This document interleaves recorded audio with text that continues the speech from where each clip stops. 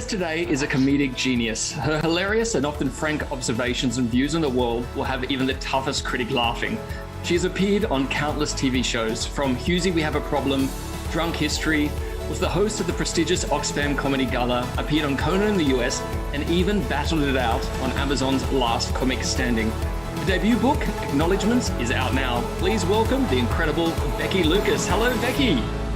Hello. Look, I'm really thrilled to be joined by you today on Ben Murphy is Getting to Know, but I'm also a little bit worried. In your hilarious book, Acknowledgements, you mentioned that you think celebrity interviews are terrible due to the fact that the person conducting the interview is usually on a quest for fame themselves and not much interested in the guest. And now we find ourselves in a situation where you're the celebrity and I'm conducting an interview.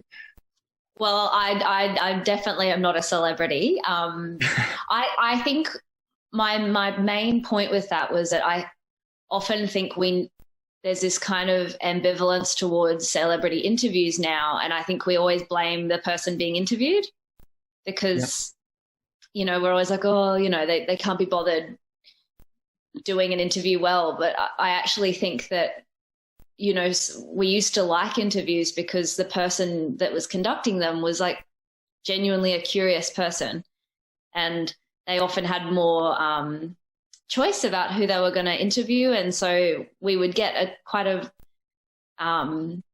what's the word? It was authentic, like there was authentic give and take there. Whereas now I feel like the media has just become such a machine that we kind of get people coming through, and it's not anyone's fault. It's just that, I think celebrity or interviewers were seen as, they became popular because they had a really good skill. Their skill was that they could extract really great stories, make people feel comfortable in revealing things about themselves. And then I think other people saw that and they're like, I want to be famous like that interviewer. And so then you kind of attracted a bunch of people who aren't really naturally curious. They want to be seen themselves. They maybe want to be famous or whatever. So now we have, people who aren't super into the subject interviewing people, and I think that people can feel it when someone's not really interested in what they have to say, and so they don't give up information because who could be bothered if the person doesn't really care. And I don't know, I guess.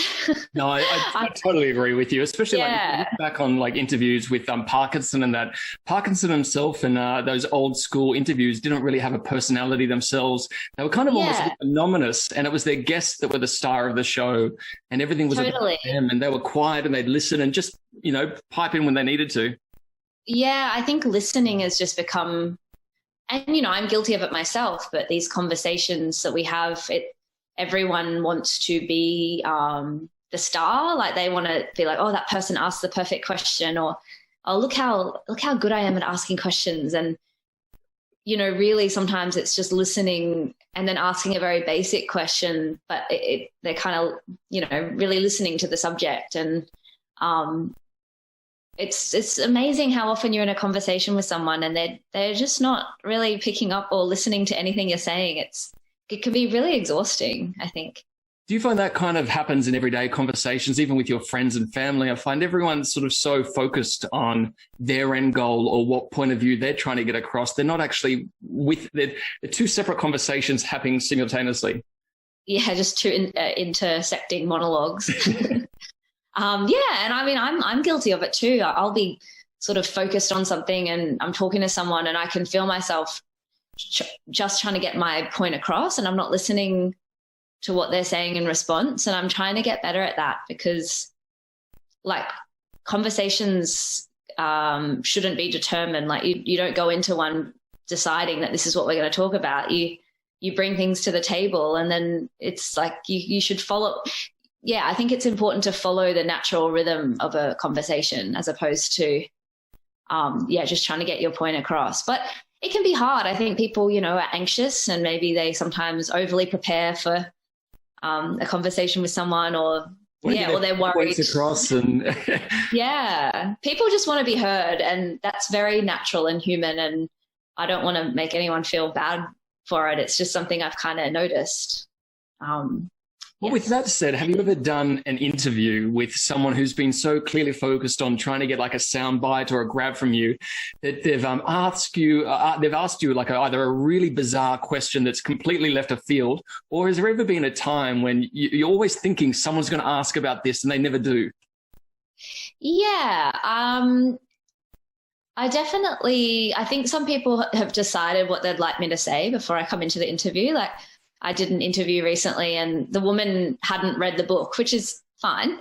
But instead of just, throwing it away and being like, let's have a chat and we'll plug your book, she just sort of had my book open and was reading out passages to me and like asking me about them. And then I'd sort of go to answer or sort of come up with a conversational topic around what she's asked me. And then she'd jump ahead a few pages and then read out a passage there. And then it wasn't working. And then all of a sudden she just went, oh, I mean, Sydney men, am I right? Wow.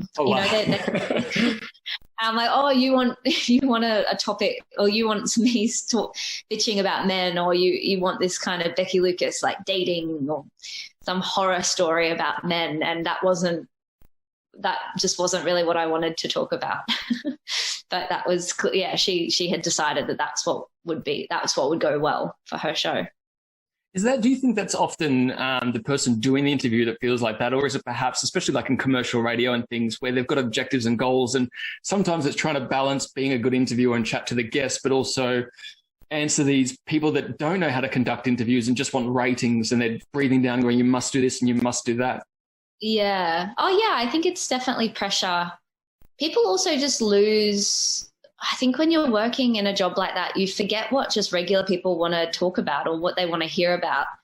And yeah, you're always trying to get that little sizzle or that funny, sorry, I'm just trying to think about it myself. I think so often, like, people are always trying to go for that punchline or jokey kind of thing, that really, if you start in truth and you start in something that's true and can kind of connect to people, then when the punchline does come, it actually has a bit more weight and a bit more gravity, as opposed to, just trying to be funny constantly. Do you try and do that then with your comedy, try and relate it in a truth, and therefore it gets a bigger laugh because people instantly relate to it and it sort of feels more organic and real? Yeah, I hope so. Like, someone asked me the other day how I would describe my comedy, and I don't actually know if I can analyze myself very well. I think I'm good at like pointing it all outwards, and then I probably really are lacking when it comes to turning that kind of self-analysis on. I can't do it, but I like to think that whatever I talk about, I hope that there's an authenticity there, or that I'm somehow tuning into something that other people feel, like, yeah. I'm not going to change the world with my comedy or whatever, but I think that comedy shouldn't really have to do that. It's a skill where you can make a group of people in a room forget about everything else, and in that moment connect to one thing. And like, I want to be doing comedy that feels like it gives people a break from their job, or, something else happening outside that room. Like, that should be the goal, is this one moment of shared, like, we're sharing something. Everyone's different. Everyone's come from different backgrounds. But in that moment, we're like, we're laughing at some dumb thing that we can kind of relate to. You may not be able to change the world, but I'm sure you can certainly change people's days by, if people are having a poopy day or whatever, can, lift them up. Yeah. And that would be great. But I'm also going to admit, I am a little bit nervous about this interview before we chatted. Now, we mentioned about interviewers and sort of your disdain with sometimes the ego of the interviewer. I also was reading your book, and you mentioned in there, in acknowledgements, that you state that all magicians are weird, having worked with one in Brisbane. Now, my profession outside of radio is as a magician. I've spent the last 10 years touring the world in Asia. I've had TV specials in China and Mongolia. And thanks to COVID. So this is like a sting. Yeah, COVID's kind of brought me down. This has got your journalism. It is. So does that make me weird then, being a magician? No, I believe that like lots of different industry or kind of professions, comedy also being one of them, you do attract a certain type of person Yeah. And I'm sure, I mean, I'm sure you have met a lot of weird magicians. 100%, yeah. So I think there's always the exception to the rule. Comics are depressed, self-absorbed, attention-obsessed people. And I have those traits as well, but I don't consider myself really completely in that group. So I can see that you would be very normal and nice, but you probably have some traits. I have some weirdness. Yeah. Yeah. And that's great. That's really fun. Maybe it is that self-awareness thing. Like, I'm obviously a magician, but I look at every other magician and think I'm a lot more sane than that. And I imagine you do that with the comedians as well. Yeah, like a lot of my comedian friends were always texting each other like, God, comedians are the worst. Like, because some of us are, and we can be too. Like, but I have met I've met a couple great magicians, and then I've met a couple real weirdos. But I think anyone attracted to kind of performance and this spectacle, they're a little different, but that's not always bad. Well, something I do agree with you 100% in your book, Acknowledgements, is your thoughts on keeping Santa alive in the mind of those that want to believe. Is there a time that one should stop, though? Because I'm 37 and I know Santa's not real, but I still believe very much in the idea of Santa. We do have the house in Christmas. We write letters to the family. This present's from Santa or this one's from me. We'd like to keep the alive of him. Should I stop? Yeah. Oh, no way. If you're still getting joy from it, like, who am I to take that away? Like, anything you can get joy from, hold on to it tight. Because I have limited joy. So, I mean, that's always been my issue is like, I really loved Santa, like it was such a blow.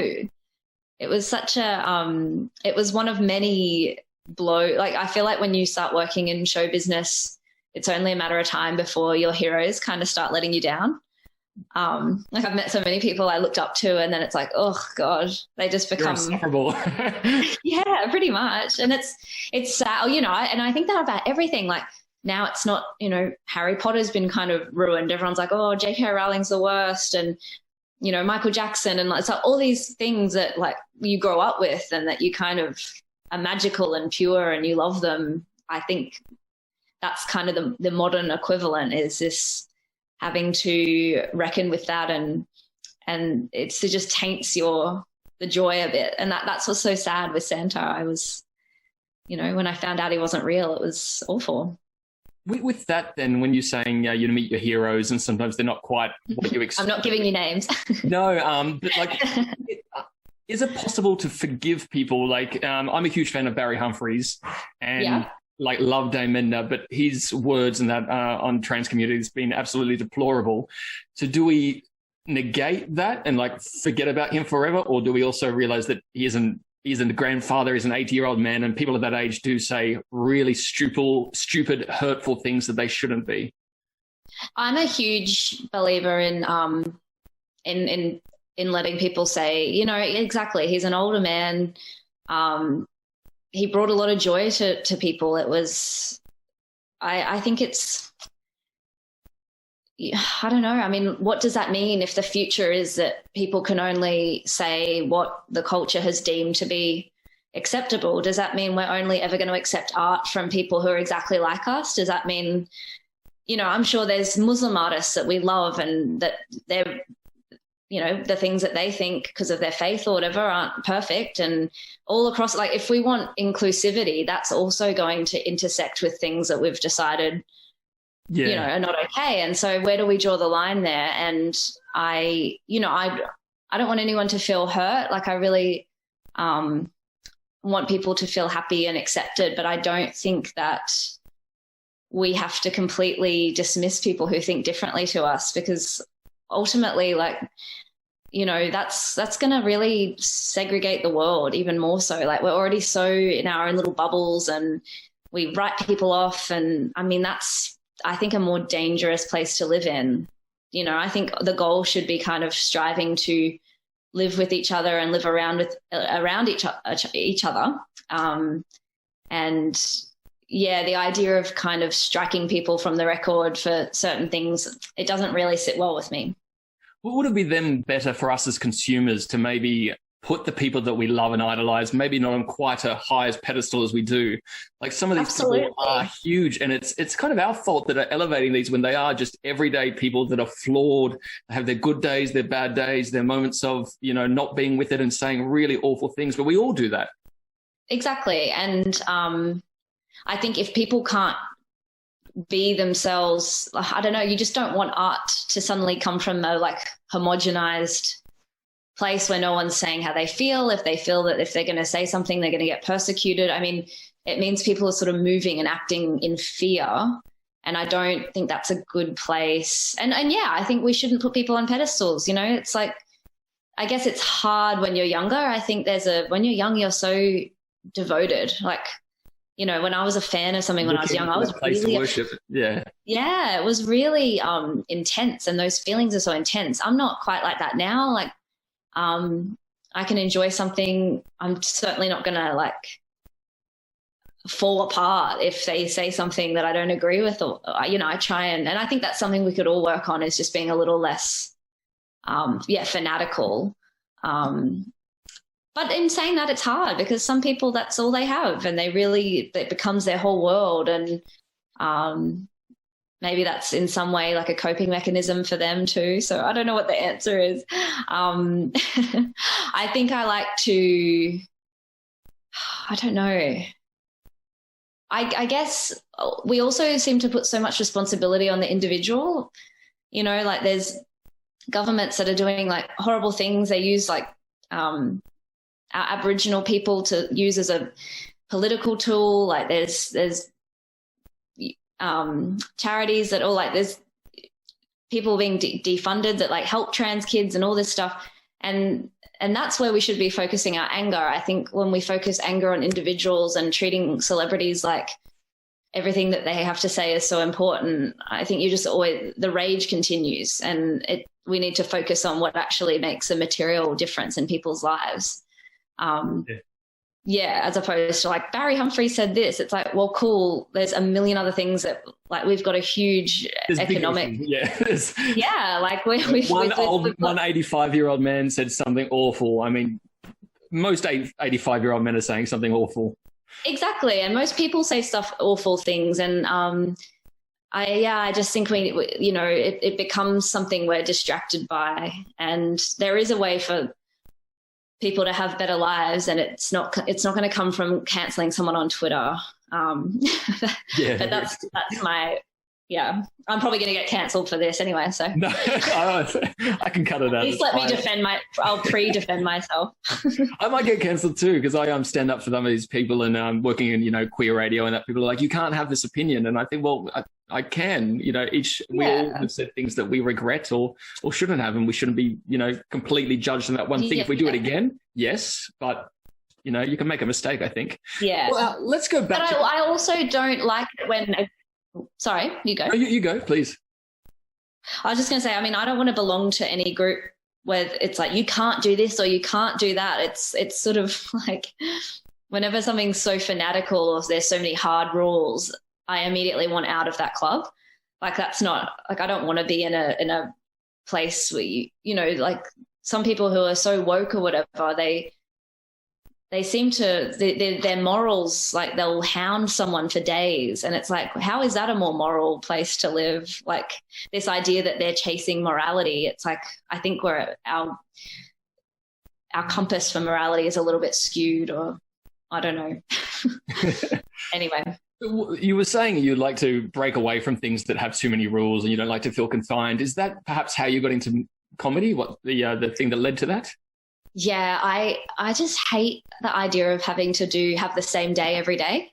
Like that really freaks me out. Not that I got into comedy sort of knowing how it would all pan out, but I just always wanted to live I wanted to live a life where I do feel fairly free, and that's how I feel. Like I do feel like I don't know what my next month looks like. It's always different. I don't have to get up at the same time. And it's, the idea of doing that, well, sometimes it seems quite nice. Like I'd love to have a proper routine and a bit more stability. It does really freak me out. Yeah, I don't like being told what to do. I really don't. I famously hate being told what to do. Do you remember the moment you told a joke where you felt the power of it and you've gone, oh my gosh, this is intoxicating. This is what I want to do.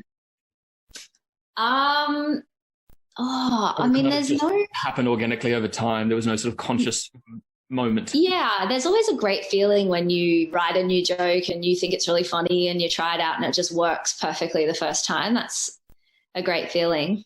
It doesn't always happen like that. Sometimes you have to work on it or like move a few things around. But yeah, I mean, the feeling of telling a joke and it landing, it's great. And again, I think it comes from saying something that you're basically just illuminating or you're attempting to illuminate a truth in the room. Like if someone tells a joke and people don't really laugh, it means you haven't really tapped into what everyone's secretly thinking, or like it's kind of exciting when you say the thing that people didn't even know they were thinking it, but you've said it.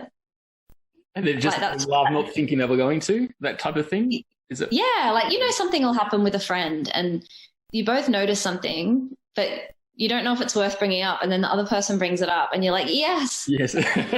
You know, it's like, so there's always that element in a group. There's always like, people are kind of thinking the same. And then when you get to say it and it works, it's the best feeling ever. Do you remember the very first joke you heard that you started telling as a child that was your go-to, I'm going to make people laugh now? Oh, I was never a jokey child. Like, yeah, no, I was more like I do little impressions or, you know, say crazy, probably quoting Ace Ventura or whatever, like the way we all made people laugh. The mask is made for me, the mask and the mask, you know, getting... That's our generational gap is Mask and Ace Ventura. Yeah, but no, I was never a jokey joke girl. I've never found like jokes super funny unless it's like a comedian I like or whatever, but I've never found, my dad always tells jokes that he's been told and I just don't find them funny because I know they're coming. You know, I know I'm like, okay, I'm supposed to laugh at this thing and this, and like, okay, you're giving me all the elements I need. I can tell I'm about to be tricked into laughter. You like the more sneaky joke, the you don't like the one where it's obvious the joke's coming. You like sort of the one that sneaks in and jumps out from nowhere. Yeah, kind of. Yeah, I don't like it when they're like an Irishman and a blood. I'm like, okay, all right, I see what's about to happen. Well, having toured myself with a lot of predominantly white male comedians on cruise ships and various tours, I know a lot of them are sexist drunk pigs. Is it difficult to garner respect as a female comedian at the start of your career? Yeah, I mean, it's like, people ask me that. I never thought of myself as a female comic when I was coming up. Like I realize now that there were things that there were hurdles or, you know, there's certain ways that, you know, people looking at you, so you try and combat it. But I think everyone does have that. Like I think there's a lot of straight white guys that know that they're just straight white guys, so they have to, you know, kind of bend their act to be interesting or have something different to say. I, you know, personally, it was pretty good for me. It's not good for everyone. But, you know, it is, I mean, like you're a woman in a sea of men. So you had a different thing to talk about. You stood out. People want diversity on their lineups because it makes a better show. So you did get to do more gigs. Like you really did get to kind of rise quicker. So there were benefits to it, I guess. You know, like everything, like I don't think comedy, people always act like comedy is the worst place for women, but comedy is actually like, you know, it's a little, what's the word? It's like society's bad. And so then you've got a little microcosm and it really only just reflects the rest of the world. And I also think I don't want to complain about what it was like to be a woman in comedy because I was very lucky to do comedy. I'm lucky to have the time to do it. Like I'm sure it's much worse for a woman living in the western suburbs who has to work a shitty job. Like I think that's probably harder. I was very lucky to always be able to express myself, or sometimes, I feel like women, I'm probably in the top percentage of like lucky women. So I often, hands down. and I recognize that. So I don't want to kind of use I don't want to like complain that my life suffered in a feminist. I don't want to steal the valor. I'm not wanting to say that you've had it rough. I just know myself touring with these comedians that are quite regarded in the industry, but as a gay performer, and we'd be sharing the same bill, me doing magic, them doing comedy, the notes and the criticism and the I'm better than you talks got quite wearing after a while. And I imagine you would have faced that, and perhaps even more so. So I think definitely, but I also had this power of like, I just didn't care. Like I was always pretty quick on my feet in terms of shutting them down. Yeah. And I don't think that means like that it's not a problem. That was how I dealt with it. I don't think a woman should have to have tough skin to do what she wants to do, which is comedy. So, but for me personally, I was very happy to make fun of a man who was trying to give me too much feedback or be a bit creepy or whatever. It was, they would always, a lot of my comedian friends would say like they were all terrified of me quite early. And so that was, I guess, how I dealt with it, was just by always having like a joke ready to go or like a shutdown ready to go. And no one really messed with me too much. But I totally get, but I also think I had a lot of compassion. A lot of these men are like, they've been on the cruise ships forever. They're unhappy. They've also had, they're in comedy. Like something's happened to them. Yeah. It's just happening. A few of them have like, I think, and I used to be really hard on them. And then as I've gotten older, you talk to one and you're like, God, you're a dickhead. And then you talk to them for a bit longer and it's like, oh, you grew up really poor and your mum died. And like suddenly, like I do feel that when you talk to someone for a bit, it's so easy to get to why they are the way they are. Not to sound too like holier than thou, but yeah, I've always felt kind of compassion for those guys, because I don't think I think they are the way they are because of some pain, which is probably the biggest shutdown of all, really. Yeah. You're like, I don't take you seriously. You're the saddest man. But I'm sorry to hear that they were mean to you. What assholes. Yeah, no, it happens to everyone. I think everyone thinks someone else is mean. It's probably in hindsight not as bad as you thought, but just at the time when you're starting out, you're they're probably threatened by your amazing skin. It's the Botox. Thank you for noticing. It looks great. A lot of trends nowadays seem to be comedy with a strong political or social message. What's your view on that? Well, I guess if I could circle back to what I was saying before, I don't really do that stuff myself, because I think people already know that there's poverty, and they know that there's racism, and they know that those are the elements in the world that people face all the time. And I think I don't want to trap people in a room and then remind them again about that. So I always used to say it's like a chef. It's like the skill. Sometimes it can be annoying if you make a joke and it works, it's not seen as important as someone who gets up and tells a really like deep, sad story. But I always think why, because that's the skill, is like you're using the elements of the world and you've put them, it's a skill to make strangers laugh at something that you've contextualized. Like that, the beauty in that moment when everyone laughs, that's the goal, is to make people laugh. Yeah. And it's like, that's not to be sneezed at. And that can often come from like, a hard life, or having to have sort of defended yourself or whatever. And I guess sometimes when there are lots of shows that are very political, or it's about pain, and everyone sort of treats it like, wow, that's amazing. But for me, I guess I feel that the skill and like the beauty in it is taking people in a room, getting people in a room who might have all had issues in their life. And for that one moment, we're laughing. And I think that that's more important to me, because to me, that's what it's about. It's not about, I don't want to lecture them. You know, I think comedians sometimes they get a little bit lectury, and it can be a little patronizing, you know, like they're like, I've just learned this thing.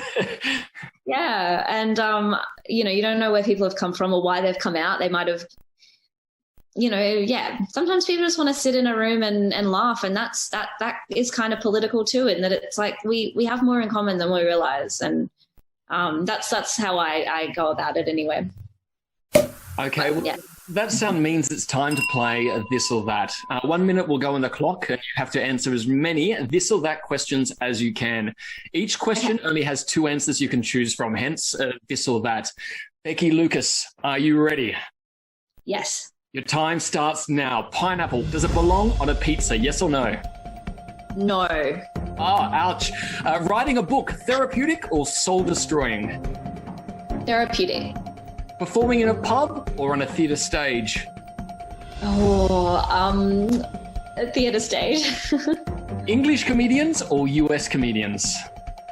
US comedians. The gays, Joel Creasy or Reese Nicholson? Oh! Joel Creasy. In the Amazon series Last Comic Laughing, who is less funny, Sam Simmons or Ed Cavalier? Sam Simmons. Ed Cavalier, I don't get him. I don't get him. That's another story. Me neither, but also Sam Simmons sucks. Why are they both on anything? Yeah. Late night chat show host Conan, off camera is really, really nice, or a touch of the Ellens? No, really, really nice. COVID and lockdown, a shit of a year, or really enjoyed the time at home? Really enjoyed the time at home. Not allowed to say that. Other than you, the funniest Australian female comedian? Anne Edmonds. Finally, should people go out and buy your excellent new book, Acknowledgements, out now? Yes, please.